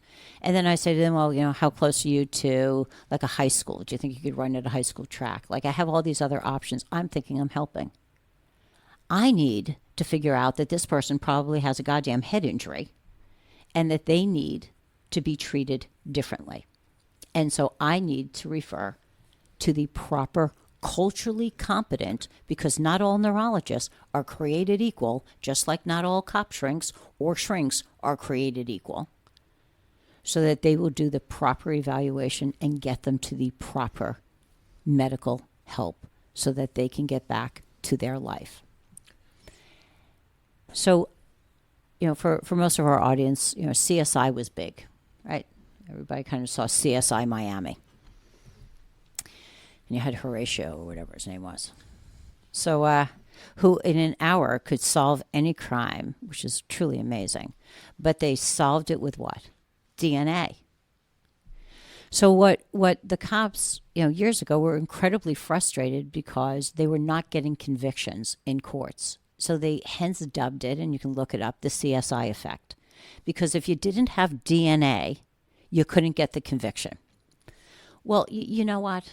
You can't always get DNA off of a goddamn sneaker with, somebody that licked it. I mean, it's not practical. So, but what you had was really good police work, right? You had people that collected evidence, that the facts were all there, and it was presented to the jury, right? But they didn't have DNA. It's the same damn thing with head injuries. And we need to get this message across. Is if we know the person has been involved in contact sports from the time they were young, if they were abused, if they have had multiple concussions, they come on the job, prior military, low-level blasts. We certainly know a lot about low-level blasts right now. And then, they get onto the, because, frontal lobes are really kind of fun, so that impulsivity. So you'll find that these are your SWAT members. These are your guys that are out there in these really cool, positions where they are always the first ones through the door. They're your breachers. They're your operators. These are the guys. Except we keep exposing them to more and more of these low-level blasts, and we don't take care of them. We give everybody psychological fitnesses for duty. Please don't send anybody for a fitness for duty. Send them for a cognitive, for a neuropsych testing after they're hired. And then let's make sure that their brain health continues, because we can get them help. And you know what happens when we get them help? We see a decrease in divorce. We see happier officers. We see less acting out behaviors. We see less early retirements. Like, it starts to make sense. And for us, we can decrease the damn suicide rates because we're understanding what is going on and the impulsivity that is part of what suicide is about. It finally makes sense. And when I am able to lecture, and again, I'm not a brain person.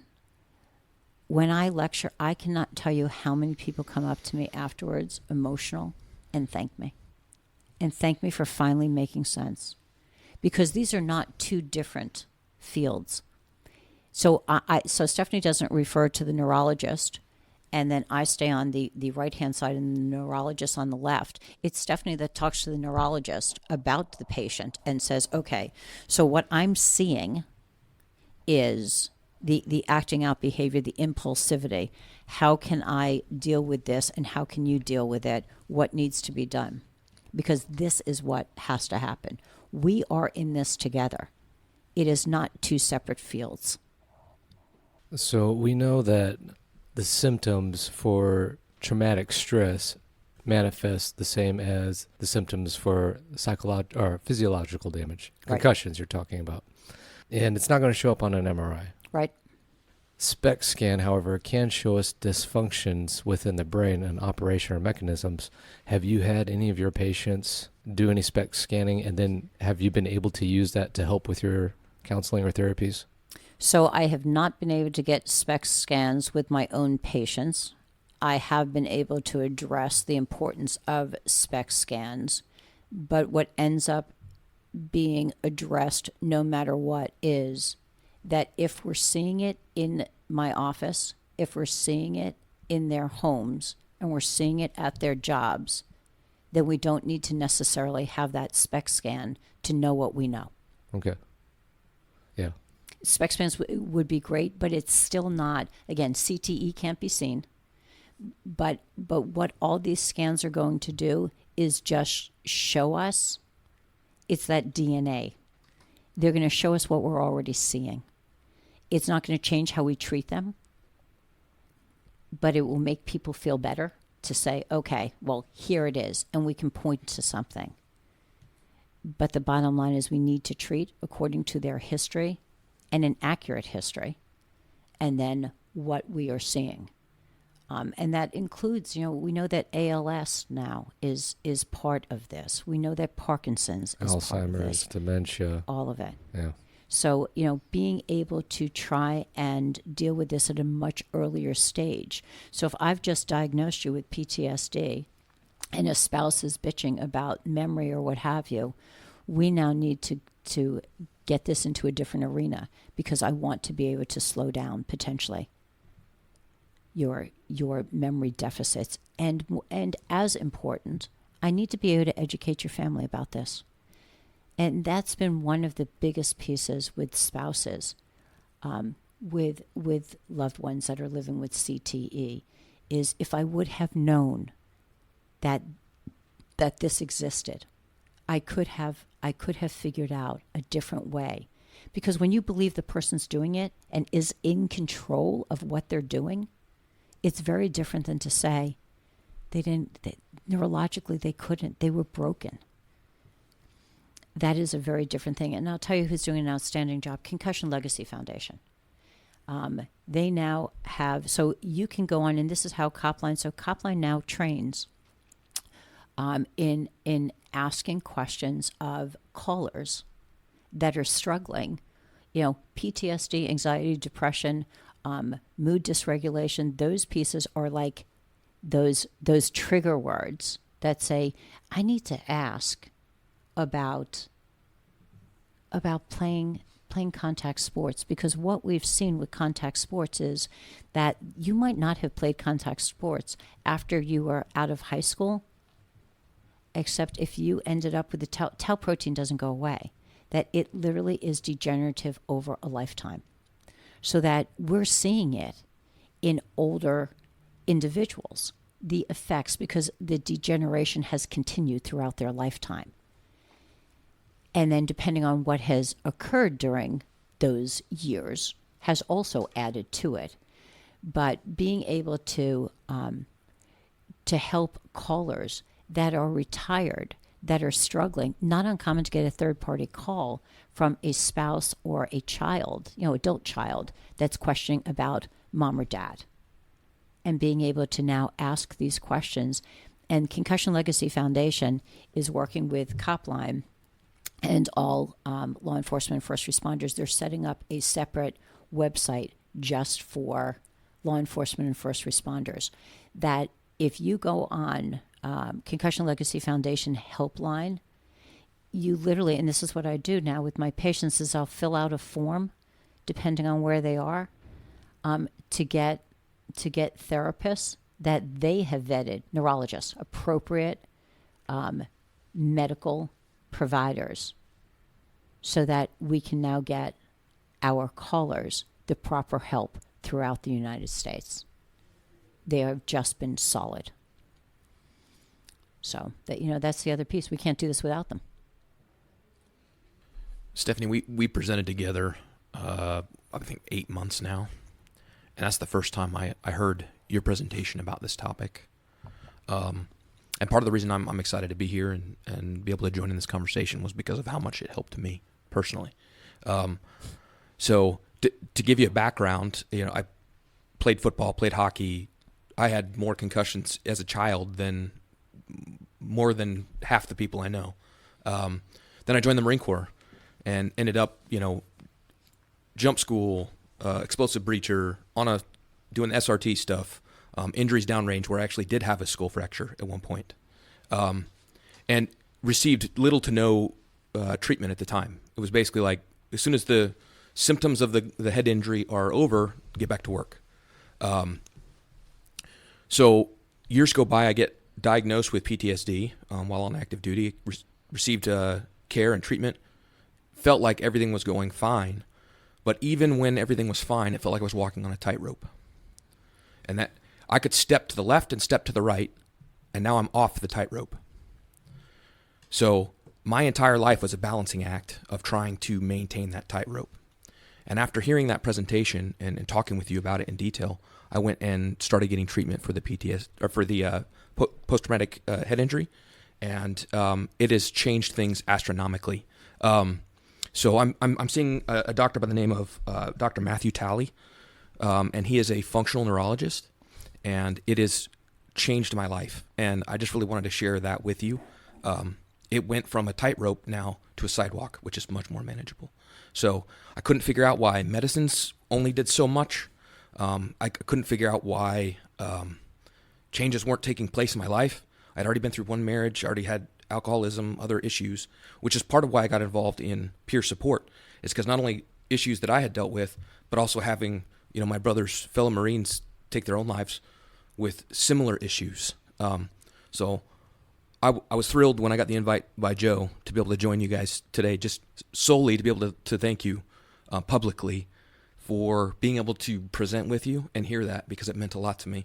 So much so that I went to get additional help, and it's already changing my life for the better.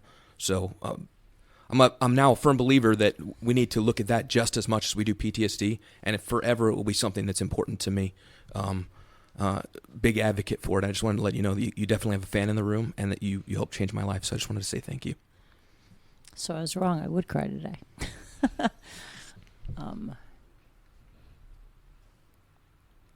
Unusual for me to be without words.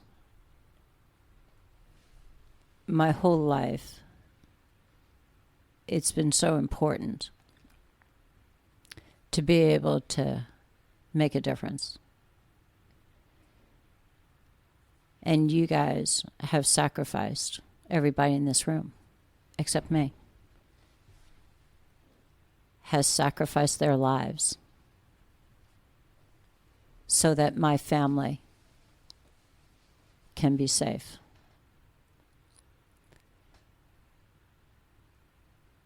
And you wore 2 uniforms to do that. I am so grateful that in my lifetime this is being discussed, that changes are being made, and that anybody listening to this podcast, everybody in this room,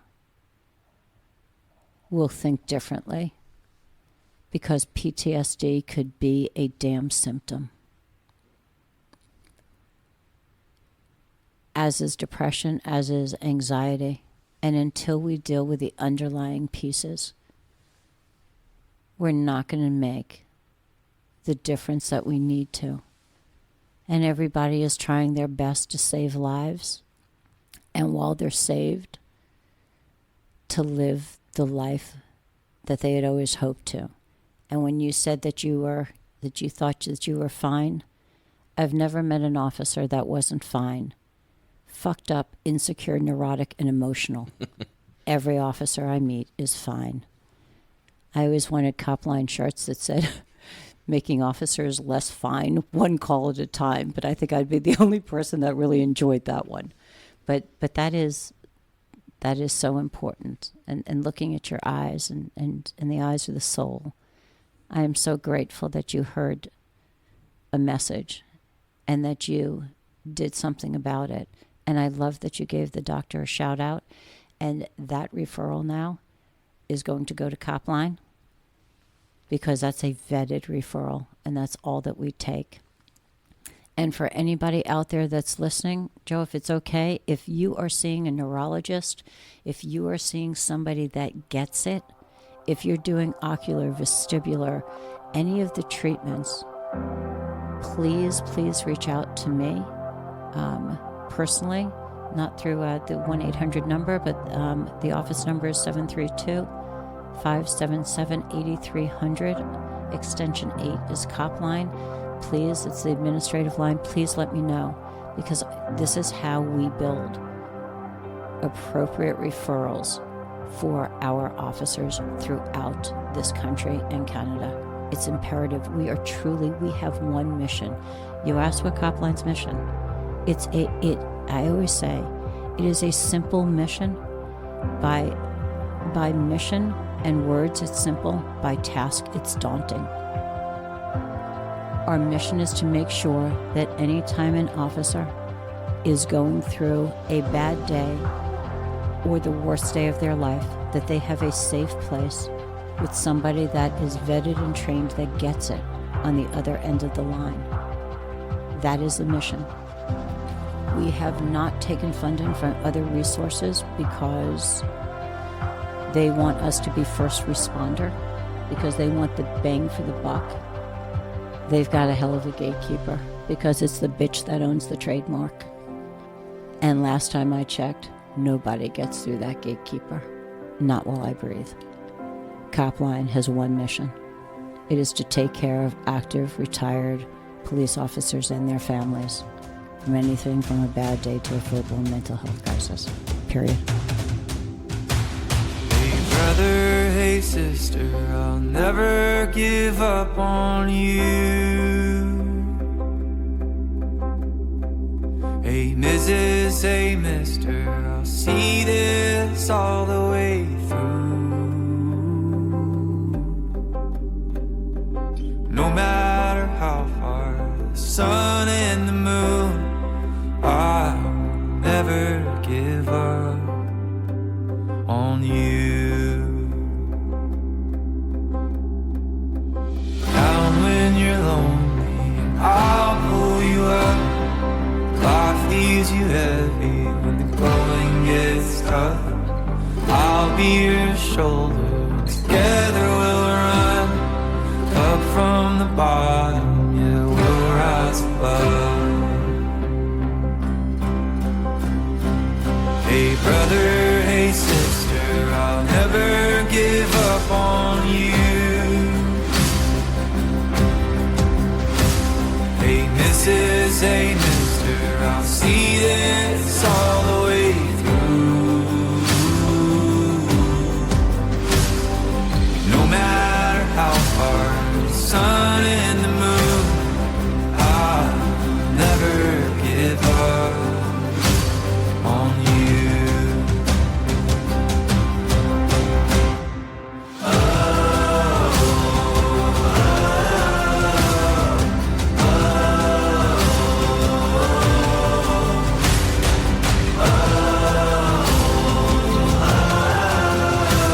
I'll never give up on you. Hey brother, hey sister, I'll never give up on you. Hey Mrs., hey mister, I'll see this all the way through. No matter how far, for the gold and the blue, I'll never give up on you.